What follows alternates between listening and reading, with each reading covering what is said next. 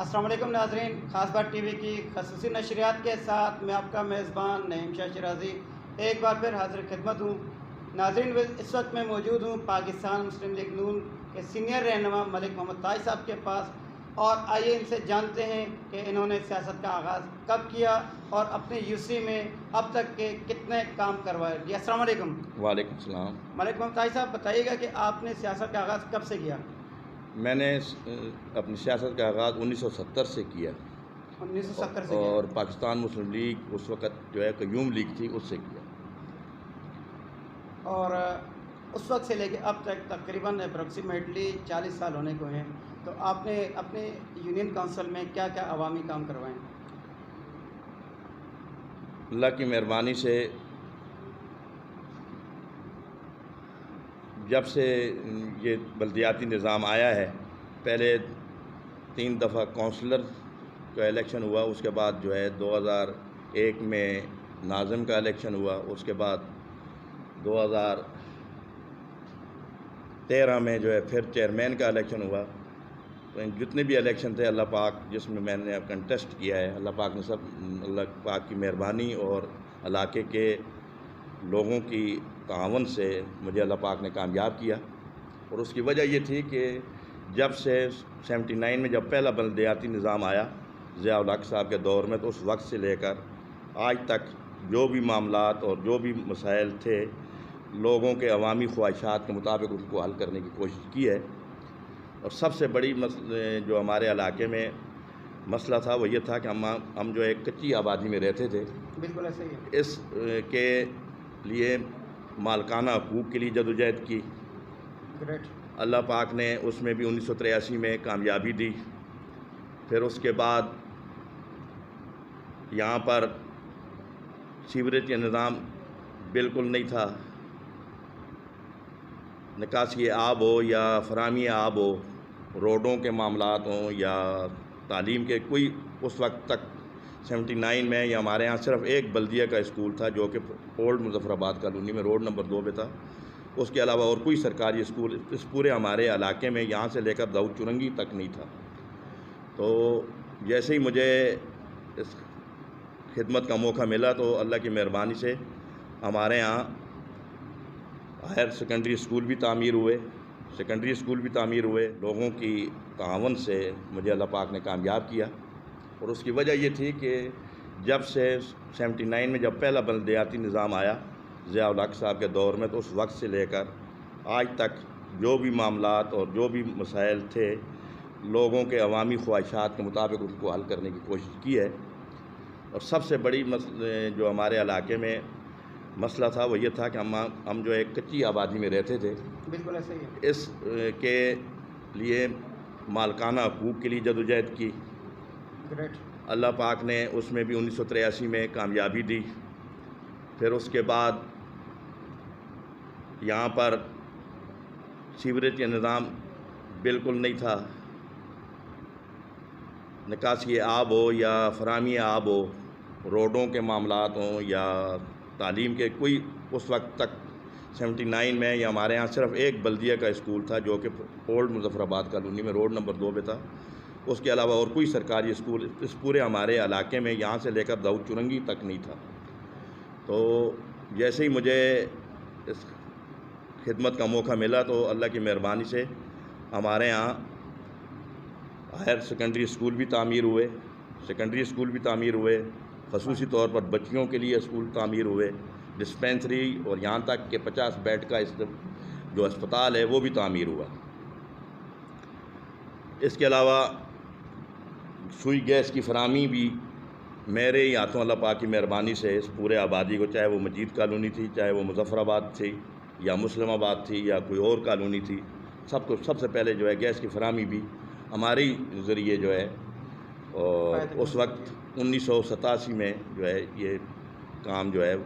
1987 میں تو اس کے لیے باقاعدہ کوئی اپلیکیشن شروع کی گئی تھی۔ یہ 1992 میں جو ہے یہاں پر سوئی گیس کی فراہمی جو ہے وہ شروع ہوئی ہے، اور اس کے بعد سے جو ہے اللہ کی مہربانی سے آج تک تمام آبادی میں گیس بھی موجود ہے، پانی بھی موجود ہے۔ لیکن چونکہ وہ آبادی اس وقت بڑھ رہی ہے، علاقے کی ضروریات بڑھ رہی ہیں، خصوصاً پانی کے حوالے سے جو ہے اس کے پہلے تو ڈائریکٹ گریجویٹی کے ذریعے پانی جو لوگ تک پہنچتا تھا، لیکن کیونکہ اب آبادی اتنی بڑھ گئی، کئی منزلہ یہاں پر ہمارے یہاں بلڈنگیں بن گئی ہیں ماشاءاللہ، چوتھی نسل یہاں پر اس آبادی میں موجود، چوتھی نسل چل رہی ہے، تو ظاہر اس لحاظ سے آبادی بھی بڑھ گئی ہے، تو اس لحاظ سے ضروریات بھی علاقے کی بڑھ گئی. ان کو مد نظر رکھتے ہوئے یہاں پر جو ہے پہلے بھی 1992 میں بھی ایک پمپ جو ہے یہاں پر انسٹال کروایا گیا تھا، لیکن اس کے بعد کیونکہ بلدیاتی نظام جو ہے وہ بریک ہو گیا، تو وہ پمپ جو ہے استعمال تو ہوا، لیکن اس کے جو فائدہ ہے وہ دوسری آبادیوں نے اٹھایا، مظفر آباد کو کوئی فائدہ نہیں پہنچا. تو اس کے لیے پھر الگ جو ہے ایک پمپ جو ہے تعمیر کروایا گیا ہے، جو ابھی تک جو ہے کیونکہ پمپ جو مکمل ہوا ہے، اس کی تعمیر مکمل ہوئی ہے، وہ 2020 کے اوائل میں ہوئی ہے، اور اس کے فوراً بعد جو ہے کورونا آ جانے کی وجہ سے تمام معاملات جو ہے رک گئے تھے،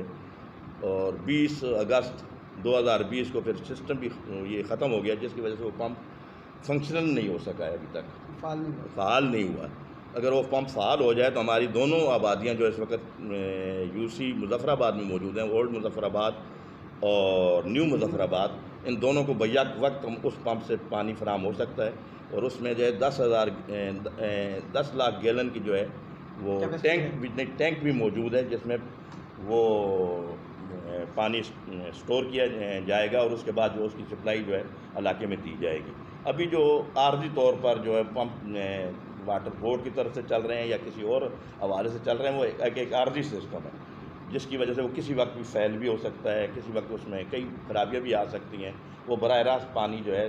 لائن سے لیا جا رہا ہے، جو کہ کسی صورت میں بھی مناسب نہیں ہے. تو اس کے لیے جو ہے ایک مستقل انتظام کی بھی ضرورت تھی، اس کو مد نظر رکھتے ہوئے وہ پمپ کی تعمیر بھی کروائی گئی. لیکن بدقسمتی یہ ہے کہ اس کا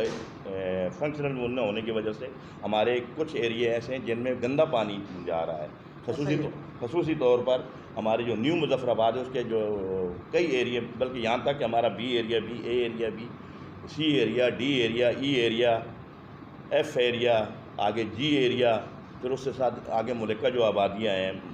H ایریا ہے، اس میں بھی جو ہے جب پانی جو ہے گریجویٹی کے تھرو آتا ہے تو وہاں پر گندا پانی مکس ہو کے ذہنوں میں جاتا ہے، جو کہ ہیپاٹائٹس کا باعث بنتا ہے، اور لوگ جو ہے پانی استعمال نہیں کر سکتے، ان کو بہت تکالیف کا سامنا ہے. اس کے لیے اس پمپ کا فنکشنل ہونا بہت ضروری ہے، تاکہ ایک سسٹم کے تحت جو ہے علاقے کو پانی مل سکے. ٹھیک ہے، تو قائم ہو چکی ہیں، لیکن وہ ابھی تک جو ہے ان کو بھی جو ہے ان میں کلاسیں شروع نہیں ہو سکی ہیں. خصوصی طور پر جو ہے ہمارے یہاں پر ایک پارک تھا، اس میں جو ہے ایک گورنمنٹ گرلز سیکنڈری اسکول جو ہے وہ تعمیر ہوا ہے، لیکن اس کو تعمیر ہوئے بھی کئی سال گزر چکے ہیں، لیکن اس کو بھی ابھی تک جو ہے فنکشنل نہیں کرایا گیا ہے. اس کو بھی فنکشنل کرانے کی انشاءاللہ جو ہے کوشش کی جائے گی، تاکہ وہ بچیاں جو ہیں وہاں عزت کے ساتھ جو ہے اپنی تعلیم وہاں پر حاصل کر سکیں. مالک صاحب یہ بتائیے گا کہ روڈ نمبر 3 اور روڈ نمبر 4 کے درمیان ایک آبادی ہے، اس آبادی سے ایک نالا گزر رہا ہے، آج تقریباً ایک عرصہ دراز گزر گیا ہے، اس نالے پر کوئی کام نہیں ہو سکا، کچھ تھوڑا سا ہوتا ہے پھر روک دیا جاتا ہے. کیا وجہ آخر اس کی؟ اس کی وجہ یہ ہے کہ وہ نالا جو ہے وہ جیسے کہ آپ نے خود اس بات کا ذکر کیا ہے کہ وہ بالکل آبادی کے درمیان میں ہے، اور اس سے پہلے جب یہ نالا 1987 میں تعمیر کروایا گیا تھا، تو اس وقت اس کی جو دیواریں تھیں، ان دیواروں کے اوپر جو ہے وہاں کی آبادی کے لوگوں نے اس کے اوپر دیواریں اپنے مکانوں کے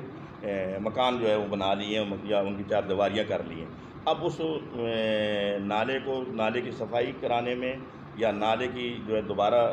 تعمیر نو کرنے میں جو ہے مشکلات کا سامنا ہے. اور پھر وہ نالا تو مکمل، خیر اس کے لیے تمام انتظامات کر لیے گئے تھے، لیکن اس کے بھی جو ہے تاخیر کا باعث جو ہے کورونا ہی بنا. اس وقت وہ کام شروع تھا، لیکن بعد میں وہ کام جو ہے رک گیا، اور ابھی تک وہ جو ہے کیونکہ سسٹم یہ ختم ہو چکا تھا، تو اس کی بعد میں پیروی کسی نے نہیں کی اس کے اوپر جو ہے، کیونکہ ادارے بھی پھر جو ہے سست ہو جاتے ہیں، تو وہ کام اس لیے جو ہے پائے تکمیل کو وہ کام نہیں پہنچ سکا ہے. لیکن جیسے ہی اللہ کرے گا یہ سسٹم جو ہے فنکشنل ہوگا، تو انشاءاللہ ہماری کوشش ہوگی کہ اس کو ترجیحی بنیادوں پر مکمل بھی کروایا جائے، اور اس کو اس لحاظ سے تعمیر کروایا جائے جیسے کہ وہ پیچھے سے ہو کے آ رہا ہے، تاکہ وہ ایک لوگوں کو وہاں متبادل راستہ بھی آنے جانے کا مل سکتا ہے. اچھا مالک صاحب، اب جیسے مسلسل آپ ون کر رہے ہیں ماشاءاللہ سے،